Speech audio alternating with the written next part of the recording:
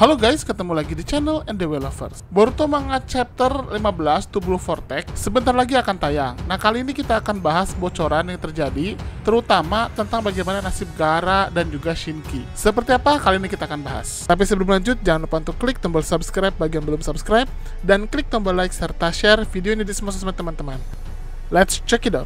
Boruto Manga Chapter 15 To Blue Vortex akhirnya sudah memberikan beberapa bocoran, dan di situ kita bisa melihat bocoran yang diperlihatkan terbanyak adalah tentang Shinki dan juga Gaara. Ternyata ketika Jura dan Hidari menyerang Konoha, Matsuri pergi ke Sunagakure untuk menyerang tempat itu, dan di situ dia langsung berhadapan dengan Gaara, Shinki, Yodo, dan satu lagi temannya. Saya lupa lagi, nanti teman-teman bisa kasih tahu di kolom komentar ya. Nah, berbeda dengan Jura yang didampingi Hidari untuk menyerang Konoha, Matsuri datang sendiri saja bersama dengan para Tsumeyaka. Dan untuk menghadapi Matsuri, Gaara pun sepertinya tidak mau mengorbankan anaknya dan juga teman-temannya. Dimana di situ Gaara langsung membungkus Shinki dan teman-temannya dengan bungkusan pasir di sini supaya mereka tidak bergerak. Shinki sempat melawan dengan mengatakan, "Apa yang kau lakukan, ayah? Lepaskan pasir ini, biarkan kami bertarung juga." Terlihat sekali di sini Gaara mengalami luka yang sangat parah di perutnya. Sepertinya dia berhasil ditusuk oleh Matsuri. Di sini Gaara mengatakan, tidak akan. Aku akan membawa kalian semua keluar dari sini. Pergilah. Orang ini adalah tanggung jawab Kazekage. Oke? Di sini Shinki hanya mengatakan, "Ayah." Matsuri pun menjawab, "Makanya udah aku bilang, aku datang ke sini hanya untuk mengikuti jejak dari Boruto dan rekan-rekannya. Aku tidak ada urusan dengan kalian." Matsuri pun melanjutkan, "Ngomong-ngomong, luka itu kalau tidak cepat diobati, bukankah kau akan mati? Anak-anak di belakangmu sepertinya mengkhawatirkanmu menurutku." Di sini Gaara hanya mengatakan, "Karena itulah, anak muda dengan masa depan yang cerah tidak akan kubiarkan mati di tempat macam ini, meskipun nyawa menjadi taruhanku." Matsuri pun hanya mengatakan, "Gak peduli juga. Jika kau menolak, anak-anak di belakangmu tidak akan kubiarkan lengah begitu saja." Gaara pun seperti sudah bersiap-siap untuk melawan Matsuri dan juga para Tsumeyaka sendirian. Di sini Gaara mengatakan,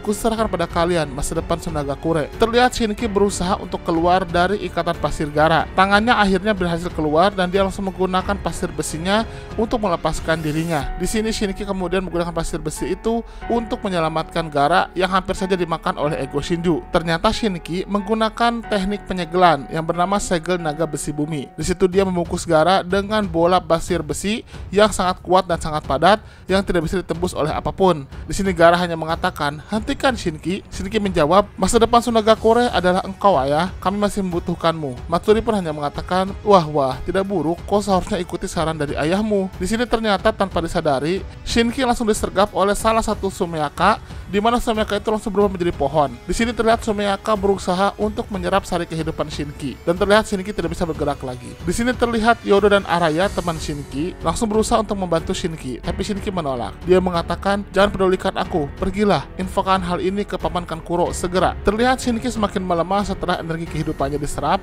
dan di sini ternyata walaupun dia sudah melemah, segel pasir besinya tetap sangat kuat dan tidak bisa dibuka. Untungnya itu juga membuat Gaara masih bisa bertahan hidup walaupun dirinya dalam keadaan terluka parah. Matsuri pun mengatakan, "Kau menjadi pohon. Segel itu tidak dibatalkan. Jutsu itu tetap efektif selama kau masih hidup ya." Matsuri pun mengatakan lagi, dia mengorbankan nyawanya untuk melindungi Kazekage. Dia memiliki tekad yang kuat. "Jika anak ini kujadikan teman." Nah, itulah flashback bagaimana Gaara dan juga Shinki melawan pasukan Tsumeyaka dan juga Matsuri. Di sini Kankuro pun melanjutkan ceritanya. "Pada malam hari, tim kami melakukan penyelidikan. Kalau Shinki yang telah menjadi pohon itu ternyata masih hidup. Di sisi lain, berkat jutsu penyegelannya, Gaara yang awalnya berada di ambang kematian, entah mengapa tetap hidup di dalam bola pasir besi besar itu." Kankuro pun melanjutkan, "Namun, sampai sekarang penyelamatan terhadap Gaara tidak berhasil. Jutsu segel itu hanya bisa dilepas oleh Shinki sendiri." Shikamaru pun mengatakan, "Kankuro, aku ingin memastikan satu hal setelah kejadian hal itu. Apakah ada orang yang terlihat memiliki cakra yang sama dengan Shinki?" Kankuro pun menjawab, "Tidak, sampai saat ini tidak ada yang melaporkan hal itu." Shikamaru pun mengatakan, "Kalau begitu perlu diingat, kalau terkait kasus itu saat ini kami sedang melakukan penyelidikan, dan kami sedang memeriksa informasi tersebut dan mempertimbangkan untuk melakukan tindakan pencegahannya. Kalau ada yang kami mengerti akan langsung kami hubungi kembali." Kankuro menjawab, "Oke, aku akan mengandalkanmu." Selain itu, Shikamaru, apa kau tidak khawatir sama sekali? Nah, di sini ada kata-kata yang sepertinya bersifat sandi. Shikamaru pun langsung mengerti kata-kata itu dan mengatakan, "Iya, aku mengerti." Oke, dari potongan chapter ini kita bisa mengambil kesimpulan jika ternyata pada akhirnya Sunagakure pun tidak dalam keadaan aman karena mereka berhasil diinvasi oleh Matsuri